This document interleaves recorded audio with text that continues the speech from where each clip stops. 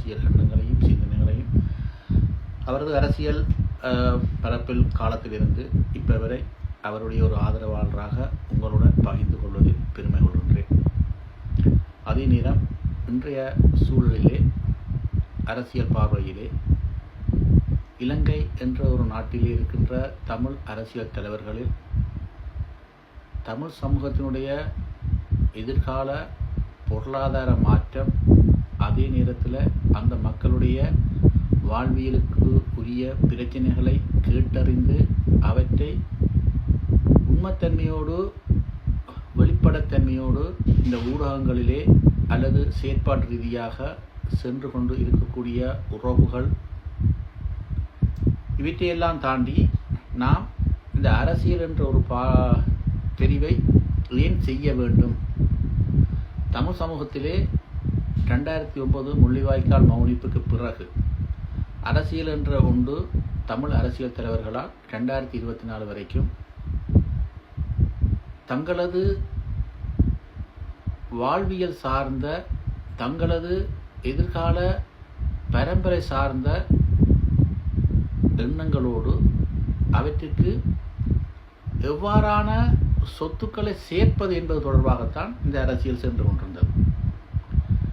2024 ஆண்டு சாவகச்சேரி பிரச்சனையினூடாக அந்த எண்ணம் மாற்றமடைந்து அரசியல் ஏன் அவசியம், இந்த இலங்கையிலே சிங்கள பேரினவாத அரசியலும் தமிழ் அரசியல் தலைவர்களும் எவ்வாறு இந்த சமூகத்தை பயன்படுத்தி தங்களை தாங்களே வளர்த்து கொண்டார்கள் என்ற ஒரு தெளிவான விடயமும் இந்த சமூகத்துக்கு தெரிய வேண்டி வந்தது. யாரால் என்று சொன்னால் வைத்தியர் ராமநாதன் அர்ச்சுனா அவர்களால்.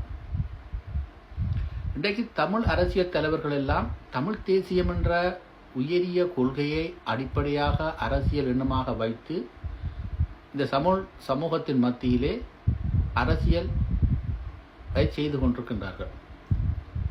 ஆனால் இந்த 16 வருடங்களில் இந்த தமிழ் அரசியல் தலைவர்கள் தங்களது அல்லது தமிழ் மக்களது இந்த தமிழ் தேசியம் என்ற அரசியலை எவ்வாறு நகர்த்தினார்கள், என்ன செய்தார்கள், என்ன தீர்வு கிடைத்தது, இவற்றையெல்லாம் வைத்தியர் ராமநாதன் அர்ச்சுனாவினுடைய வருகைக்கு பிறகுதான் நாங்கள் உணர்ந்து கொள்ளக்கூடிய சூழல் உருவானது.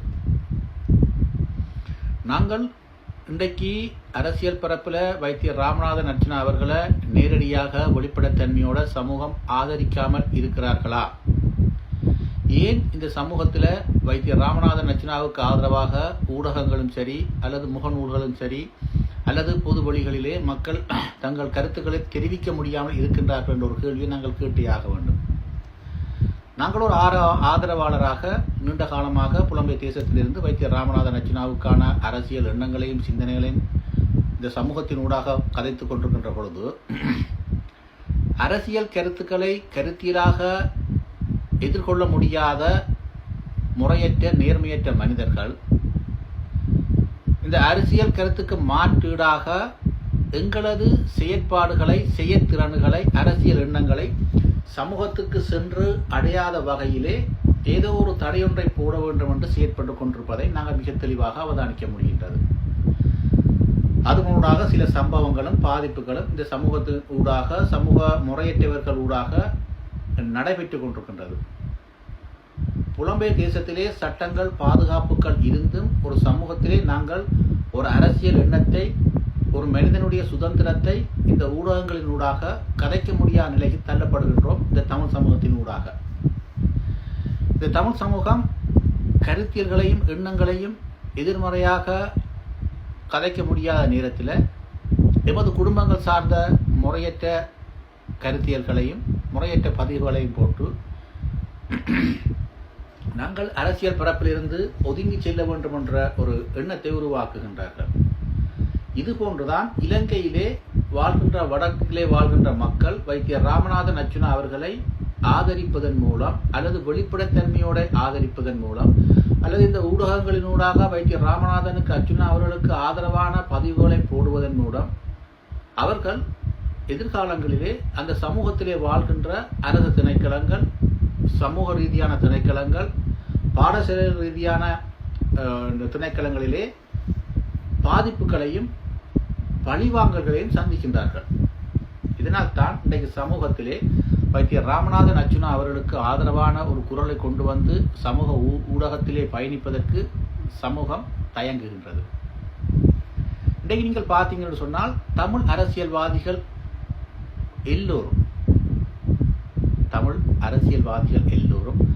வைத்தியர் ராமநாதன் அர்ச்சுனாவை இந்த அரசியல் பரப்பிலிருந்து வெளியேற்ற வேண்டும் என்ற ஒரு தெளிவான சிந்தனையோடு பயணிப்பதற்கான காரணம் என்ன? வைத்தியர் ராமநாதன் அர்ச்சுனா அவருடைய அரசியலுடைய தன்மைகள் எவ்வையானது? பாராளுமன்றங்களிலே அவர் எவ்வாறான அரசியலை மேற்கொண்டு இன்றைக்கு இருக்கின்ற ஒரு இலங்கை அரசாங்கத்தின் ஜனநாயக ரீதியான அரசியல் பரப்பிலே அவருடைய ஒவ்வொரு கேள்விகளும் அவருடைய ஒவ்வொரு நிதானமான சட்ட ரீதியான செயற்பாடுகளும் இன்றைக்கு அரசாங்கத்தை ஒரு வகையிலே கேள்விக்குறி ஆக்கியுள்ளது. அவ்வாறு கேள்விக்குறி ஆக்கி இருக்கிறது என்று சொன்னால் அதற்கு பிரதான காரணம் அவருடைய நேர்மையான உண்மைத்தன்மையான செயற்பாடு, அரசியல் செயற்பாடு. இன்றைக்கு அவர் பயணிக்கின்ற ஒவ்வொரு செயற்பாடுகளும் அவர் எவ்வகையான அரசியல் எண்ணத்தை இந்த சமூகத்துக்கு செய்ய ஆசைப்படுகின்றார். இன்றைக்கு ஒரு சென்னை என்ற ஒரு இடத்துக்கு சென்றிருக்கின்றார். அந்த சென்னையிலே மேலே அதாவது ரேம் என்ற ஒன்று ஓடுகின்றது. அதே போன்று ஏன் யாழ்ப்பாணத்தில் நாங்கள் ஒரு கட்டுமானத்தை கட்டக்கூடாது, கட்டுமானத்தை கட்டக்கூடிய எண்ணத்தை உருவாக்கக்கூடாது, ஏன் புலம்பெயர் நாடுகளிடமிருந்து அவ்வாறான உதவிகளை பெற்று வடக்கு என்ற இடத்தை முழுமையான அபிவிருத்தி அடைந்த புலம்பெயர் தேசங்களிலே இருக்கின்ற அபிவிருத்திக்கு ஒப்பாக கொண்டு வர வேண்டும் என்று சிந்திக்கின்ற ஒரு நேர்மையான பாராளுமன்ற உறுப்பினரை இந்த தமிழ் அரசியல் தலைமைகள் ஏன் ஒதுக்க வேண்டும், அப்புறப்படுத்த நினைக்க வேண்டும்? இன்றைக்கு தமிழ் தேசியம் என்றது தமிழில் தேசிய தலைவர் அவர்களால் தமிழீழம் என்ற கொள்கையோடு 2009 வரை மௌனிக்கப்பட்டாச்சு. அந்த மௌனிப்புக்கு பிறகு அந்த தமிழ் தேசியத்தை புலம்பெயர் சமூகத்தினாலும் சரி, இலங்கையில் இருக்கின்ற அரசியல் தலைவர்களாலும் சரி, நாங்கள் சர்வதேச ரீதியாகவும் சரி, இலங்கை ரீதியாகவும் சரி, ஏதாவது ஒரு தீர்வையோ அல்லது அதற்கு கொண்டு வரக்கூடிய ஒரு மாற்றத்தையோ எங்களால் கண்டுவிட முடியுமா? உணர்வு என்பது வேறு, நடைமுறை சாத்தியம் என்பது வேறு. நானும் என் சார்ந்த உறவுகளும் தமிழ் தேசியம் மீதும் தமிழ் தேசிய தலைவருடைய தமிழீழம் என்ற கொள்கை மீதும் நினைக்க முடியாத ஆசைகள், எண்ணங்களை கொண்டு அவற்றை செய்து நாங்கள் ஒரு நாட்டை பெற்றுவிட வேண்டும் என்ற ஒரு விருப்பத்தோடு இருக்கிறோம்.